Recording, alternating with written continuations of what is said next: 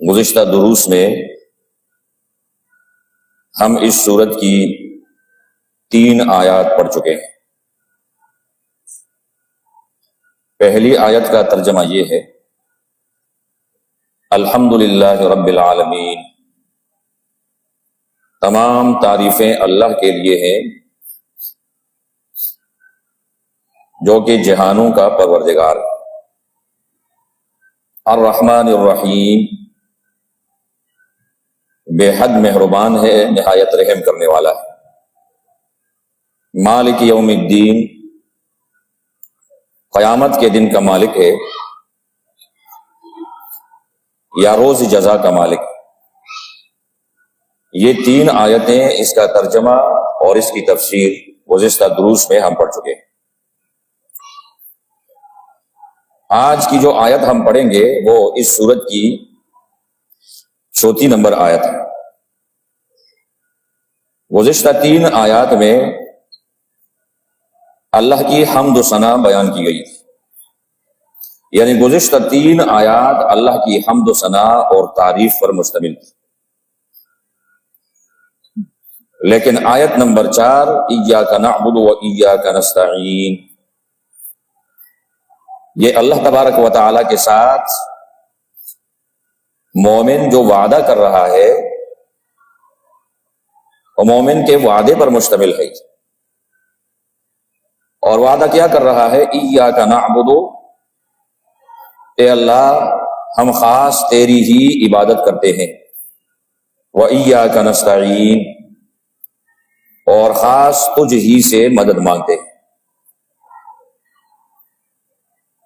ایاک نعبد، نعبد یہ جمع متکلم کا صیغہ ہے، اور و ایاک نستعین میں نستعین بھی جمع متکلم کا صیغہ ہے۔ نعبد کا لفظ جو ہے یہ عبادت سے، اور عبادت کسی کی غایت تعظیم اور محبت کی وجہ سے اس کے سامنے عاجزی، تذلل اور انکساری اختیار کرنا۔ تو چونکہ ہم اللہ کے بندے ہیں اور اللہ کی ذات اور صفات پر ہم ایمان لائے ہیں، اور الحمدللہ اللہ پاک کی ذات سے ہماری گہری محبت بھی ہے اور ہم غایت تعظیم بھی کرتے ہیں۔ اللہ کی تعظیم اور اللہ کی کبریائی ہمارے دلوں کے اندر موجود ہے۔ تو اس وجہ سے ہم اللہ کے سامنے اپنے آپ کو عاجز سمجھتے ہیں، عاجزی اختیار کرتے ہیں، تذلل اختیار کرتے ہیں، اور اسی کو عبادت کہا جاتا ہے۔ ایسے تو عبادت کے اندر بہت ساری چیزیں شامل ہیں۔ ایمان لانے کے بعد مومن کی طرف اللہ کا حکم متوجہ ہو جاتا ہے، اور پہلا حکم کیا ہے؟ اقیم الصلاۃ، نماز قائم کرو، نماز پڑھو۔ اور اللہ کا حکم ہے، ہم نماز پڑھتے ہیں، عبادت۔ پھر اس کے بعد زکوٰۃ بھی عبادت ہے۔ جس کو اللہ نے مال و دولت سے نوازا ہے اور اس پر زکوٰۃ فرض ہے، تو اپنے حلال مال سے سال میں 1 مرتبہ مال کا 40واں حصہ ادا کرنا یا 2.5% زکوٰۃ ادا کرنا، یہ فرض ہے اور اللہ پاک نے اس کا حکم دیا ہے، یہ بھی عبادت ہے۔ اسی طرح روزہ رکھنا، زکوٰۃ دینا، حج ادا کرنا وغیرہ وغیرہ، یہ سب عبادات ہیں۔ تو مومن اللہ سے وعدہ کر رہا ہے کہ ایاک نعبد، اے اللہ ہم خاص تیری ہی عبادت کرتے ہیں۔ اور قرآن کریم کی ایک آیت میں اس کا مصداق موجود ہے: ان صلاتی و نسکی و محیای و مماتی للہ رب العالمین،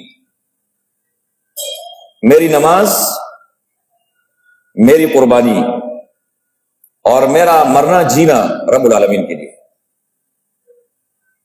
یعنی مومن اس بات کا اقرار کرتا ہے کہ ایمان لانے کے بعد میں خدائے واحد کے علاوہ کسی کی بندگی اور عبادت نہیں کروں،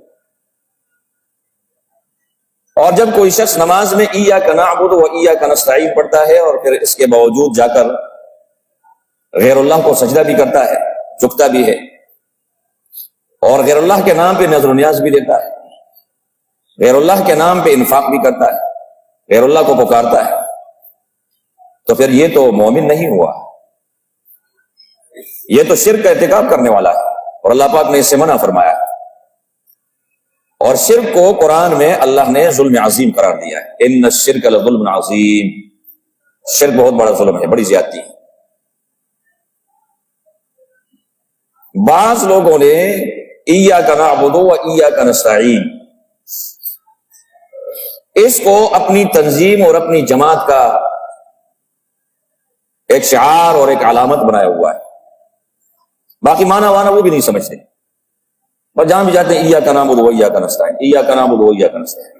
آپ اگر ان سے پوچھیں گے کہ اس کا معنی کیا ہے اور اس کا مفہوم اور تفسیر کیا ہے، تو اس سے بے خبر ہے، وہ کچھ نہیں ہے۔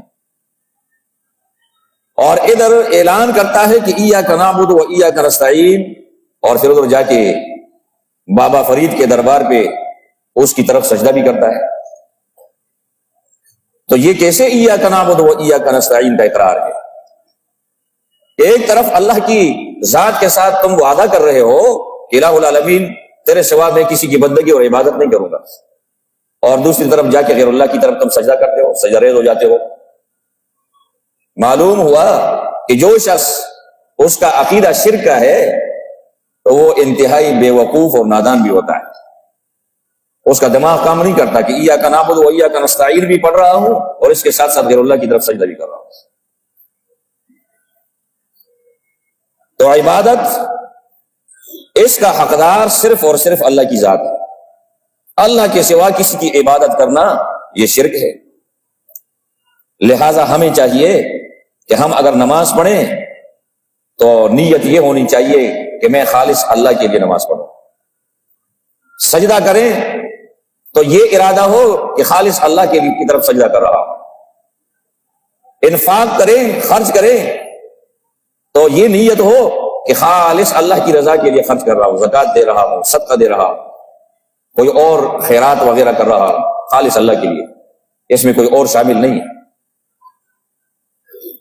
تو اس میں دو چیزیں ہیں، ایک تو عبادت کی بات کی گئی ہے کہ ایاک نعبد، خاص تیری ہی عبادت کرتا ہوں، تو جمع کا صیغہ ہے خاص تیری ہی عبادت ہم کرتے ہیں، وَإِيَّاكَ نَسْتَعِينُ، اور خاص تجھ ہی سے مدد مانگتے ہیں۔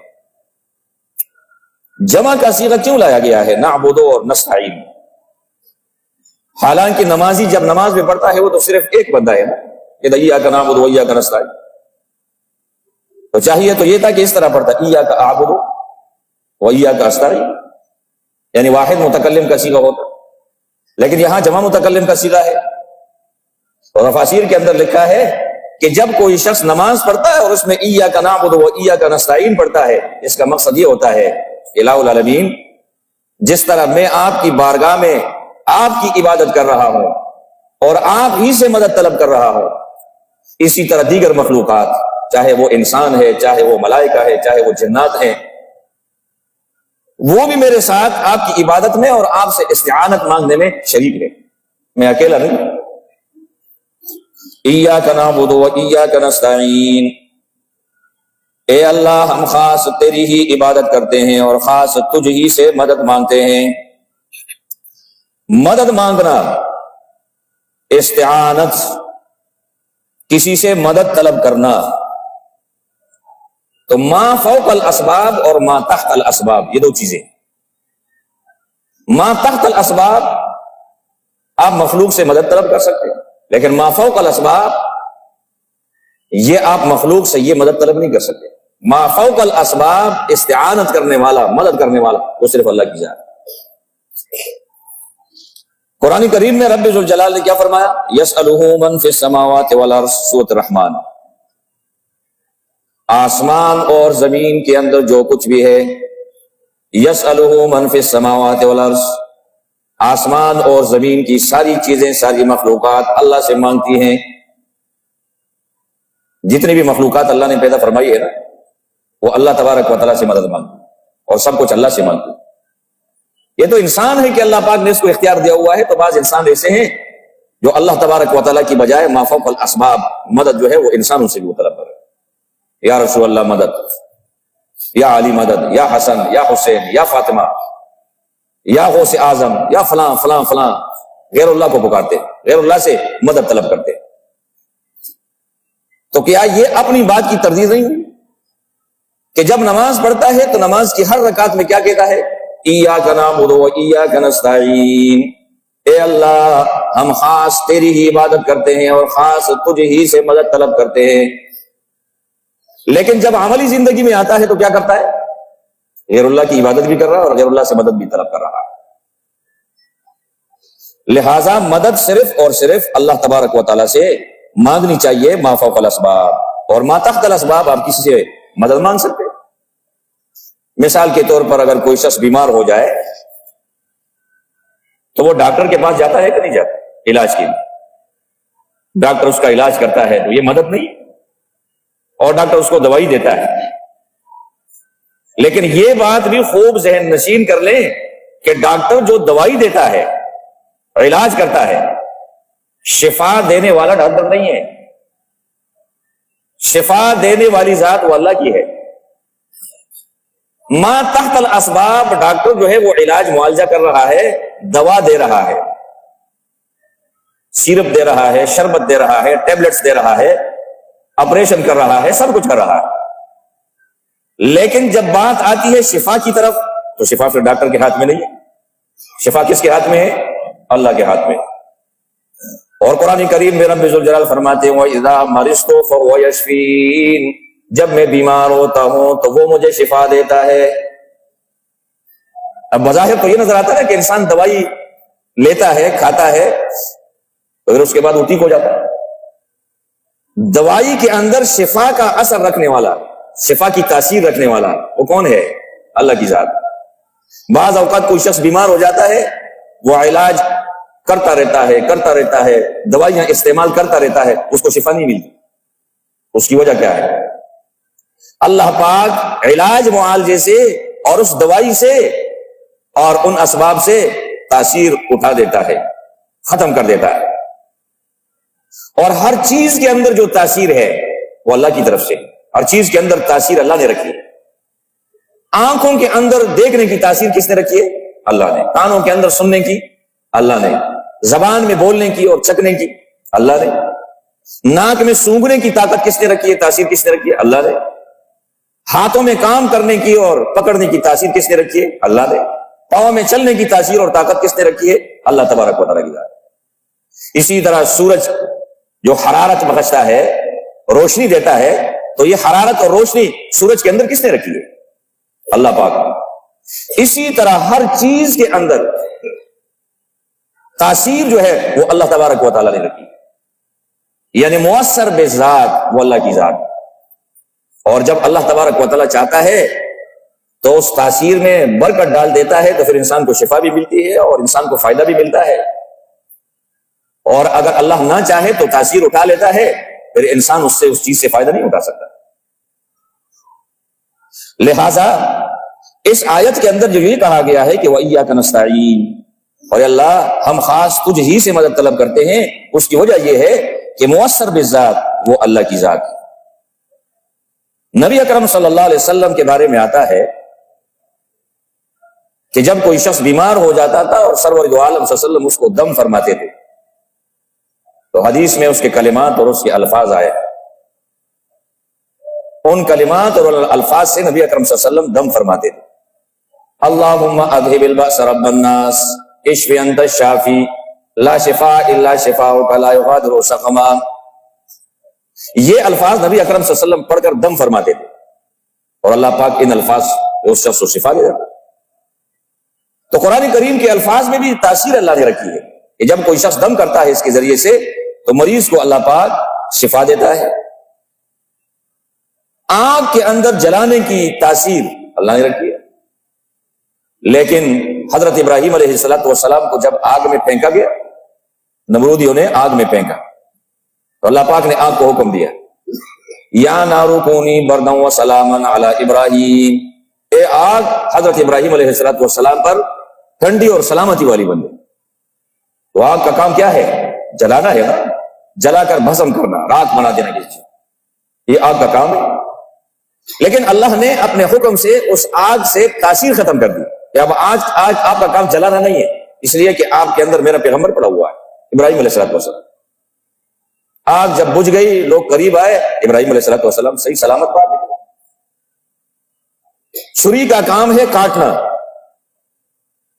جیسے ہم اس سے فروٹ کاٹتے ہیں، سبزیاں کاٹتے ہیں، گوشت کاٹتے ہیں، مختلف چیزوں کے کام آتا ہے۔ حضرت اسماعیل علیہ السلام کے گلے پر جب حضرت ابراہیم علیہ السلام چھری چلا رہے تھے، اور اللہ کی طرف سے آزمائش تھی، واقعہ آپ لوگوں نے کئی مرتبہ سنا، اللہ پاک نے اس چھری کے اندر سے کاٹنے کی تاثیر ختم کر دی کہ خبردار میرے ذبیح اسماعیل علیہ السلام کے گلے کو کاٹنا نہیں ہے، ان ھذا لہو البلاء المبین۔ یہ تو ابراہیم علیہ السلام پر میری آزمائش تھی، تو وہ آزمائش پر پورے اترے، لہذا چھری نے جناب علی کاٹنا چھوڑ دیا۔ ابراہیم علیہ السلام زور زور سے اپنے پیارے بیٹے اسماعیل علیہ السلام کے گلے کے اوپر پھیر رہے ہیں، زور زور سے، کہ کہیں اللہ کے حکم میں دیر نہ ہو جائے، اللہ کے حکم کی تعمیل میں دیر نہ ہو جائے، جلدی جلدی چھری چلا رہے ہیں۔ اللہ نے حکم دیا ہے کہ آپ کا کام آج جو ہے وہ کاٹنا نہیں ہے، اس نے کاٹنا چھوڑ دیا ہے، تاثیر اللہ نے ختم کر دی۔ اسی طرح ہر چیز کے اندر تاثیر کس نے رکھی ہے؟ اللہ نے رکھی ہے۔ بعض اوقات رب ذوالجلال وہ تاثیر اٹھا لیتا ہے۔ تو لہذا جب مؤثر بذات اللہ ہے، خالق بھی اللہ ہے، مالک بھی اللہ ہے، نفع رساں ضرر رساں بھی اللہ ہے، عالم کل بھی وہی ہے، تو پھر مدد بھی کس سے مانگنی چاہیے؟ اللہ تبارک و تعالیٰ سے مانگنی چاہیے، اور خالص عبادت بھی کسی کی کرنی چاہیے؟ اللہ تبارک و تعالیٰ کی کرنی چاہیے۔ تو عبادت بھی اللہ ہی کی کریں گے، اور استعانت اور مدد بھی اللہ ہی سے طلب کریں گے، اور اس میں غیر اللہ کو شریک نہیں کریں گے، ورنہ اگر اس طرح ہوگا تو پھر ہم مشرک شمار ہوں گے۔ اللہ تبارک و تعالیٰ ہم سب کو شرک سے حفاظت میں رکھے۔